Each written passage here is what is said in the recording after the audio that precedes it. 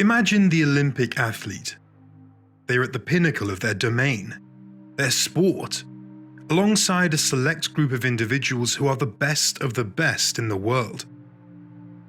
However, even at this level of excellence, the athlete still acknowledges the possibility of losing or not making the podium. Although the athlete is aware of their abilities and potential for victory, nothing is certain. In this circumstance, the athlete's best option is to rely on their automated behaviors from thousands of repetitions of practice. They allow and trust their mind and body to find the right rhythms to increase their chances of winning. This mental state of trusting your training, being in the present moment, and allowing for natural and unconscious movement is referred to as Mushin. Mushin is an expression derived from Zen Buddhism.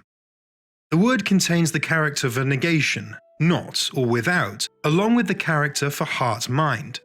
The word is shortened from Mushin no Shin, a Zen expression meaning the mind without mind, and is also referred to as the state of no-mindedness.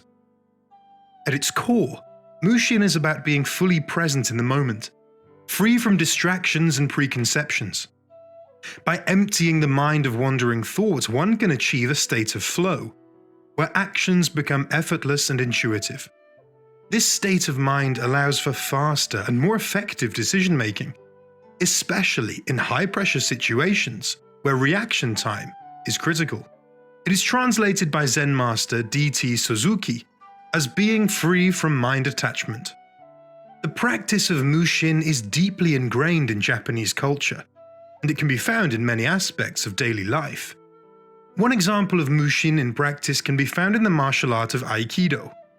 In Aikido, the goal is to blend with an opponent's movements and redirect their energy, rather than directly attacking or resisting them.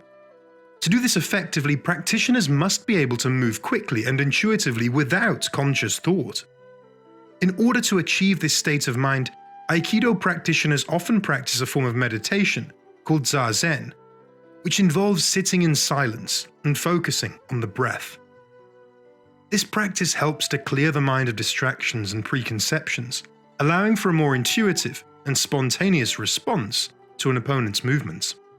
Mushin can also be seen in other areas of daily life, such as when a musician becomes fully immersed in a performance or a writer enters a state of flow while writing.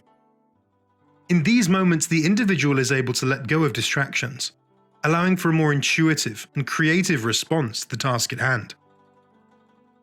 As Alan Watts says, "This is the real secret of life, to be completely engaged with what you're doing in the here and now, and instead of calling it work, realize it is play." The way to reach a state of no mind involves the practice of relaxation through meditation and mindfulness. This means accepting and allowing yourself to be your true self without any form of judgment. To achieve a state of no mind, you should allow all your thoughts, feelings, and sensations to exist freely, without any resistance. By doing so, you can be completely relaxed and free to be who you are. Osho explains this beautifully. He says, "I am not my mind because I can observe my thoughts, so the observer is different from the observed. I am not my mind." Without total acceptance, you cannot achieve a state of no mind. When you resist or try to suppress your thoughts, you limit yourself from realizing your true self. Resistance creates a separation from your genuine self. Allowing your thoughts to flow naturally and without attachment to them helps increase your awareness of yourself. Allowing is the key to awareness. In this state of awareness, the content of your thoughts becomes insignificant, as only your awareness matters. You will become aware of the peace within you, and your thoughts will be recognized as a natural part of the flow of energy. This energy is peace and consciousness. Through this awareness, you attain a state of no mind. No mind does not imply the absence of thoughts. Instead, it involves identifying and being aware of the origin of your thoughts, the source of your mind. Zen master Takuan Soho said, "The mind must always be in the state of flow. For when it stops anywhere, that means the flow is interrupted, and it is this interruption that is injurious to the well-being of the mind.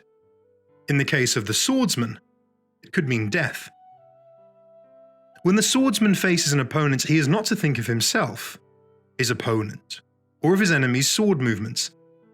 He just stands with his sword, which, forgetful of all technique, is ready only to follow the dictates of the subconscious.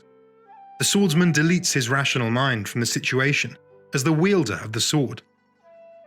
When he strikes, it is not the man, but the sword in the hand of the man's subconscious that strikes. In the West, Mushin can be described as being in the flow state. This term was first coined by Dr. Mihaly Csikszentmihalyi in 1975. It is a modern confirmation of what the ancients have known for millennia, that we perform best when we act on intuition. People who have experienced flow, also known as the zone, report being fully immersed, with an increased level of concentration, losing oneself in a task and deriving intense enjoyment and meaning from it. So, how do you unlock this flow state? In the book Atomic Habits by James Clear, he coined a concept he referred to as the Goldilocks zone. It refers to the optimal level of difficulty for a task or habit. If a task is too easy, it becomes boring and does not challenge us enough to create any real growth or progress. On the other hand, if a task is too difficult, it can be overwhelming and discouraging, leading to frustration and giving up. The Goldilocks zone is the just right level of difficulty that is challenging enough to push us outside of our comfort zone and create growth and progress, but not so difficult that it leads to frustration or burnout. For example, if you are trying to develop a regular exercise habit, starting with a short 10-minute workout might be too easy, while attempting to run a marathon right away would likely be too difficult. Instead, finding a workout routine that is challenging but achievable, such as a 30-minute jog or a 45-minute yoga class, would be in the Goldilocks zone. Finding the Goldilocks zone can help us to create habits that are sustainable and enjoyable, leading to long-term success and growth. It requires a level of self-awareness to know our own abilities and limitations, as well as the willingness to push ourselves outside of our comfort zone in a healthy and productive way. Attaining the state of no mind may be a challenging idea for some to comprehend. Nevertheless, when you attain this state, you enter a realm of consciousness and spirituality that only the enlightened and the awakened can experience. Observing everything from a detached perspective, your true self emerges as past, present, and future dissolve into pure existence. As Stephen Kotler, the founder of the Flow Collective, says, flow is more than just an optimal state of consciousness, one where we feel our best and perform our best. It also appears to be the only practical answer to the question, what is the meaning of life? Flow is what makes life worth living.